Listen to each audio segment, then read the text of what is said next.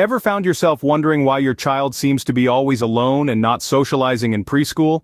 It's a question that's kept many parents up at night, trying to decipher the reasons behind their child's solitude. In our journey to unravel this mystery, we've encountered several real-life experiences. Take Sarah's story, for instance. Her 4-year-old son Ethan was always the quiet corner kid.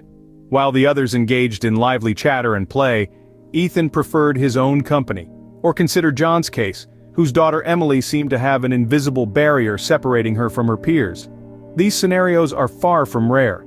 They leave parents questioning their child's happiness, their social development, and even their emotional well-being. It's a worry that seeps into the heart, making every preschool drop-off a moment of silent prayer and hope. But worry not, dear parents. Recognizing this problem is the first step towards finding a solution. And that's precisely where our quest begins. So what could be the reasons behind your child's solitude in preschool? Now this is a puzzle that's been troubling many for ages. There could be a myriad of factors at play here. One of the most common ones is shyness.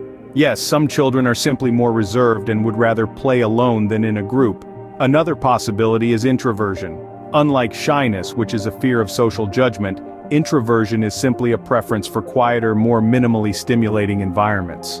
So your child might be avoiding the hustle and bustle of preschool playtime because they find it overwhelming. Now, a more complex reason could be conditions like autism spectrum disorder. Children with ASD often struggle with social interactions and may prefer to play alone.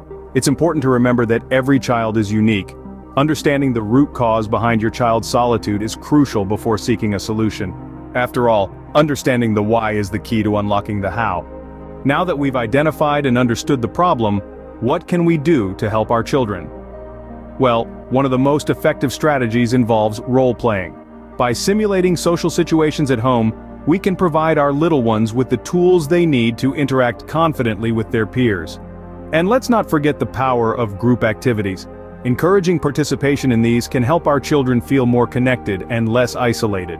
Whether it's a team sport, a group project, or simply a shared lunch, these moments can create lasting bonds. But perhaps the most important strategy is fostering open communication. By creating a safe space where our kids can express their feelings and fears, we can better understand their struggles and guide them towards solutions. Let's take a page from real-life case studies, where these strategies have transformed the preschool experience for many children. Remember, every child is unique, and it's our job as parents to help them navigate their social world in a way that's best for them.